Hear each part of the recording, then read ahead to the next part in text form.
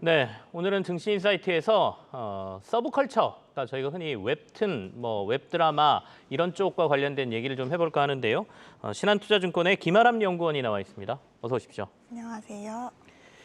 자, 결국에는 우리나라 K 컨텐츠라고 봐야 되겠죠. 이 웹툰하고 웹드라마 이쪽도 이게 이제 해외 시장 진출과 관련돼서 굉장히 중요하다라고 이제 보고서에 쓰신 걸로 제가 들었는데 네, 어떻습니까? 네. 이 얘기부터 먼저 시작해 볼까요? 네, 질문을 다시 정리를 하자면 이제 네. 웹툰 기업들이 이익 성장을 잘 내기 위해서는 해외 성과가 중요하다라는 내용을 썼어서 네네. 관련된 내용을 설명드리자면요. 웹툰 기업들이 어떻게 돈을 버는지부터 이게 차근차근 설명드리면 좋을 것 같은데 네. 웹툰 기업들이 돈을 벌 수 있는 방법은 크게 두 가지가 있습니다. 이제 첫 번째로 웹툰 제작이 있고 두 번째로 IP 비즈니스가 있는데요. 이 네. IP 비즈니스라고 하면 웹툰 IP를 활용해서 드라마나 영화나 게임이나 애니메이션을 만들고 로열티를 받아오는 수익을 말하는데 사실 아직까지 웹툰 상장사들이 이 IP 비즈니스를 통해서 큰 돈을 벌어본 경험이 없습니다. 네네. 네, 그래서 요거를 차치하고 다시 1번 웹툰 제작만 딱 놓고 봤을 때요. 웹툰 제작은 기본적으로 매출액이 많이 느는 것이 중요합니다. 그 이유는 이제 주요 매출원이 독자들이 결제하는 금액인데 네네. 이게 한화에 볼 때 100원, 200원 이렇게 쌓이는 매출이거든요. 근데 그거를 이제 네이버, 카카오 같은 플랫폼이랑 CP사, 작가, 앱스토어가 다 같이 나눠 가져야 하는 구조입니다. 네네. 그래서 결론적으로 변동비 비중이 되게 큰 비즈니스라고 할 수 있고, 그래서 레버리지를 내려면 매출액이 느는 게 중요하다. 그리고 제작자 입장에서도 한 1년에 한 10개 정도의 신작을 낼 수 있어서 작품당 매출액을 높이기 위해서는 유료로 이제 결제를 해서 봐줄 독자를 많이 모으는 게 중요합니다. 네네. 근데 다시 이제 왜 북미랑 일본 같은 해외가 중요하냐라고 돌아가면은 국내는 상대적으로 성숙 시장인데 반해서 거기는 아직 침투 여력이 많이 남아있는 그런 시장이기 때문입니다.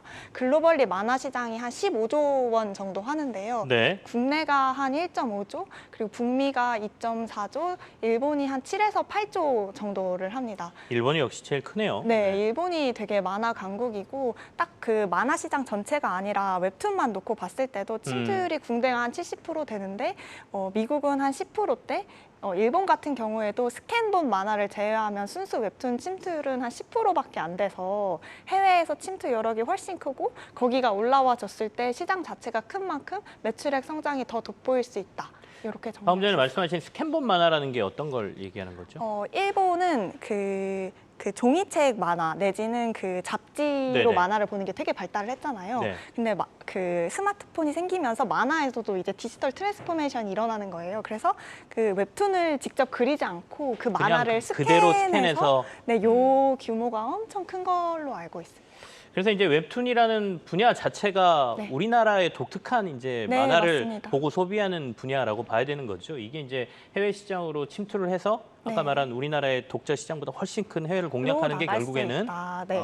우리 웹툰 업체, 서브컬처 업체에 굉장히 중요하다는 말씀인데 네, 맞습니다. 근데 최근에 이제 네이버와 카카오 같은 경우에는 수익성에 좀 신경을 쓰겠다라고 네. 하면서 도리어 해외 마케팅을 좀 줄이겠다는 얘기도 네. 하더라고요. 이거는 어떻게 평가하십니까, 그러면? 그래서 사실 저도 그거를 되게 걱정을 많이 했어요. 성장 네네. 산업이니만큼 마케팅비를 쓰지 않으면 바로 이제 위축될 수 있지 않나라는 생각을 했었는데 얼마 전에 네이버가 2분기 실적 발표를 했는데 마케팅 영향은 생각보다 크지 않은 것 같아요. 네, 마케팅비를 효율화하고 작품 큐레이션 방법을 바꾸거나 네. 아니면은 뭐 타겟팅하는 방법을 조금 효율화했더니 비용을 축소했는데도 불구하고 오히려 이제 북미에서 알프가 20% 올라오고 일본에서도 유료 이용자 수가 20% 이상 증가했다고 해서 아무래도 제 정보가 조금 부족한 게 아니었나. 알프라고 차라리- 말씀하신 네. 게 유료 이용자 결제액 말씀하시는 거죠? 알프가 올라왔다라고. 알프라고 하면 이제 한 사람당 웹툰을 보기 위해 지불하는 금액이라고 봐주시면 되고 네. 그래서 이제 시장 성장이 좀 둔화된 거는 마케팅 영향보다는 리오프닝 등으로 인해서 집에서 웹툰 보는 것보다 밖에 나가서 사람들 만나고 다른 거 네, 했다. 그런 영향이 조금 크지 않았나라고 생각하고 있습니다. 그렇다면 이제 네이버 카카오가 마케팅비 줄이겠다라는 게 무작정 줄인 게 아니라 효율화를 했다. 저희가 이렇게 해석을 해야 되는 거네요. 그렇죠? 네, 그래서 영향이 일부 있었겠지만 그거보다는 리오프닝 영향이 났던 것으로 파악됩니다. 어쨌든 조금 주춤했다라는 건 맞는 건데 네, 그거는 맞는 이야기입니다. 이 서브컬처 업체들, 그러니까 웹툰 애니메이션 업체들의 이 주춤한 거를 보고도 네. 우리 연구원님께서는 중장기 기대감이 여전히 있다라고 말씀하셨거든요. 아, 그 네. 배경도 좀 설명을 듣고 싶습니다.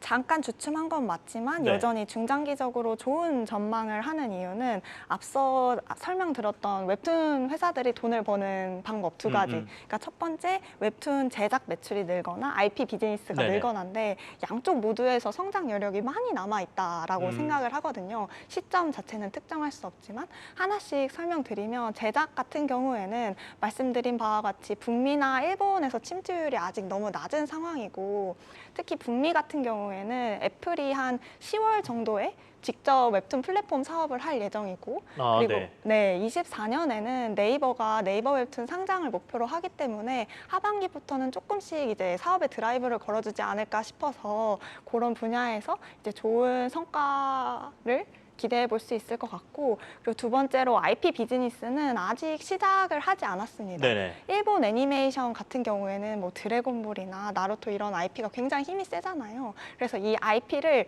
직접 뭔가 영화로 만들지 않고도 게임 회사라던가 영화 회사라던가 뭐 다른 뭐 콘텐츠 회사의 네네. IP를 빌려주고 로열티 수익을 받고 있습니다. 그래서 대표적으로 토에이 애니메이션이라는 기업은 매출의 50%가 이 IP 비즈니스를 유통하는 그런 라이센스에서 발생하고 이익 기준으로 보면 이 라이센싱 이익 비중이 거의 90%에 달하거든요. 네네. 네, 웹툰은 아직 시작이 되지 않았습니다. 근데 웹툰 IP를 원하는 사람들은 굉장히 많고요. 늘어나고 있고. 네.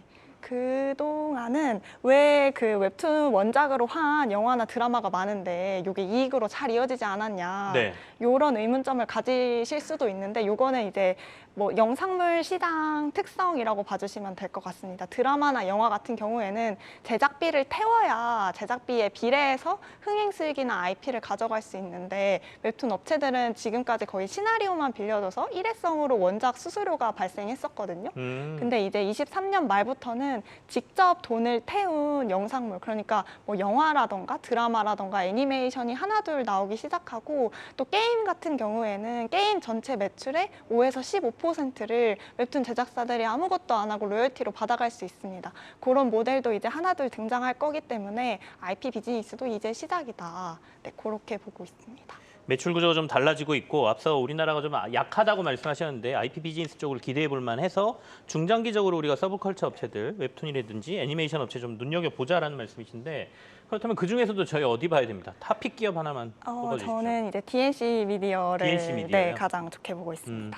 DNC 미디어가 저는 잘 모릅니다만 나 혼자만 레벨업이라는 걸로 굉장히 유명하다면서요? 네, 나 혼자만 레벨업 IP 파워가 어느 정도였냐면요. 네. 그 애니메이션이 24년 1월에 나오는데 그거를 이제 그 독자들이 자발적으로 미국 청원 사이트에 청원을 올렸는데 그게 22만 명이나 됐어요.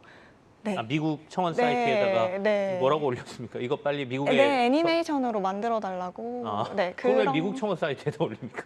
그런 약간 네네. 문화가 있는 플랫폼을 활용해서 올릴 정도로 인기가 많았던 IP이고 뭐 뷰어십으로 봐도 뭐 142억 뷰 내지는 뭐 카카오 페이지나 피코마가 성장하는데 이제 혁혁한 공을 세운 그런 IP 파워가 있는 IP를 유통하는 상장사가 DNC 미디어다라고 봐주시면 될 것 같습니다. 그러면 이제 DNC 미디어가 그 정도로 이제 나 혼자 레벨업에 대한 기대감이 높아서 탑픽이다. 이렇게 봐야 됩니까? 아니면 하반기 어떤 이벤트가 몰려 있나요? 네, 이 나 혼자만 레벨업 자체는 웹툰으로는 완결이 난 작품이고요. 근데 이제 팬덤이 풍부하다 보니까 이거를 바탕으로 IP 비즈니스를 이제 막 하려고 하는 그런 회사입니다.